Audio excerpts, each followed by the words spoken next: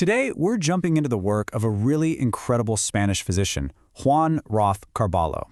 He was a thinker who spent his entire life trying to heal a massive split in modern medicine, the split between a person's body and, well, the actual person. I mean, think about that for a second. When you go to the doctor, who are you? Are you a person with a history, with feelings, a whole life story? Or are you just a set of symptoms, a file number, a collection of data points on a chart? You know, this isn't just some abstract question. It goes right to the very core of what healing is all about. So, Rof Carballo saw this divide growing wider and wider, and he just wasn't having it. He set out on this amazing intellectual mission to piece together a unified vision of what it means to be human. One where our biology, our psychology, and our place in the world weren't separate boxes, but part of a single, deeply interconnected reality. So, how did he pull this off? Well, here's our game plan for today. First, look at the problem he saw in medicine. Then we'll see how he took on Freud, rereading psychoanalysis through the lens of biology. We're going to dive deep into his most famous idea, the affective warp, see how that played out in his medical practice, and then wrap up with why his work is still so important today. All right, first up, a medicine for people. To really get what Rockefeller was doing, you have to understand the world he was pushing back against. You see, Roth was looking at his own field, and he saw a huge crisis brewing. Sure, medicine was making these unbelievable technological advances, but he argued that in the process, it was kind of losing its soul. All the focus was on the lab results, the data, the impersonal procedures. The doctor was becoming less of a healer and more of a technician, a bureaucrat, just processing information. And the patient? They were becoming an object to be analyzed, not a person to be understood. And this quote from Roth himself just nails it. He saw that doctors were getting fantastic at naming the what. You have pneumonia, you have an ulcer. But they were forgetting to ask about the who, the person's life story, their hopes, their fears, what he called their vital project. All of that was just being erased from the picture. So what was his solution? It wasn't to throw science out the window. Not at all. It was to make it deeper. He called for an anthropological medicine. And really, all that means is he wanted to bring the subject, the actual living, breathing person with their story, back into the heart of medicine.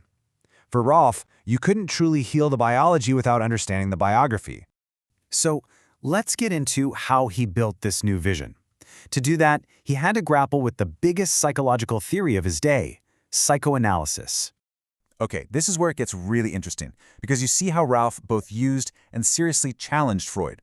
The Freudian model was all about what's going on inside you, these internal conflicts, these blind instincts fighting it out. But Ralph, coming at it as a doctor and a biologist, said, wait a minute, you're missing the most basic biological fact about us. We are born totally helpless, completely dependent on other people for our survival. So he shifted the whole focus away from internal conflict and onto the external bond, the relationship. And this book cover? It's just a perfect visual for his entire life's work. You're looking at a synapse, right? That biological connection between two nerve cells. For Roth, that wasn't just a bit of wiring. It was the physical reality of a psychological truth. Our very selves are built in the connections, the synapses we form with others. He was trying to ground all this psychological talk in the hard science of biology. So his take on Freud wasn't about tearing it all down. It was really constructive. He helped bring psychoanalysis to Spain, but he pushed back hard against what he saw as its rigid determinism, this idea that your fate is sealed in childhood. He also wasn't buying that everything boiled down to sexual drives. For Roth, therapy wasn't just about fixing old problems. It was about meeting a fundamental human need to grow and connect. He even took core Freudian ideas and gave them a biological twist, like reframing transference as diatrophic love, a basic biological drive to care for each other. And all this leads us to what is probably Rof Carballo's most brilliant and original idea, the one that truly ties the body and the mind together. He called it the urtimbre afectiva, or the affective warp. Now, urtimbre is a Spanish word for the warp in a piece of fabric, the vertical threads that give the whole thing its structure. And for Roth, the affective warp is exactly that. It's the foundational web of our earliest relationships, especially with our mother, that literally weaves the fabric of who we are.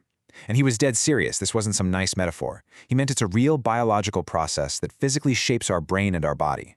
What's so wild here is just how far ahead of his time he was. He was talking about an extrauterine symbiosis, this idea that even after a baby is born, its brain is still basically unfinished. It absolutely requires the mother's care, her voice, her touch to finish developing. Our higher brain functions, our ability to think and reason, literally cannot mature properly without that loving care. Okay, so let's just break this down to make it super clear. 1. The affective warp is real. It's biological. 2.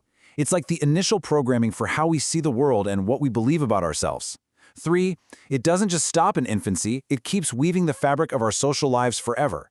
And 4, and this is so important for a doctor, when that warp is damaged, when a child doesn't get that care, it doesn't just cause psychological pain, it causes real, measurable, physical harm to the body. So you have these huge, powerful ideas, but how do they actually translate to a doctor's office? This brings us to his concept of a medicine for the whole person. Way back in 1949, Razmaf published his massive book, Psychosomatic Pathology. It was such a bombshell, so foundational, that the great philosopher José Ortega y Gasset called it a cathedral-like volume. I mean, wow. This was the book where he laid out the blueprint for a totally new way of thinking about medicine. And at the core of that book was the pathology of the totality. The idea is actually pretty simple, but it's profound. It says that an illness is never just a broken part. It's a sign of a disturbance in the total person. For Rife, a stomach ulcer isn't just a hole in the stomach lining. It might be the body's way of screaming about a life situation that feels totally indigestible, something the person just can't stomach anymore. And what's so cool is how all his ideas just click together like puzzle pieces. He talked about the cerebrio interno, or the internal brain, what we'd now call the limbic system, as the physical hub of our emotions, directly controlling stress and disease. That connects right into his pathology of the totality, which says you have to treat the whole person's story. And the tool you use to do that? Amor diatrophico, that biological drive to care, which becomes the very foundation of healing. It's just this beautiful, complete system of thought. So where does all this leave us? What is the lasting impact of this incredible thinker? Let's get into our final section. I mean, just look at this timeline. It's kind of mind-blowing. In the 1940s, when medicine was obsessed with the body as a machine, he was already writing about the mind-body connection. By the 70s, he was grounding psychology and biology in a way that wouldn't become mainstream for another 30 years. He was just decades ahead of his time, talking about ideas that are now the bedrock of fields like affective neuroscience and epigenetics. And this is exactly why his work might be more urgent today than ever before.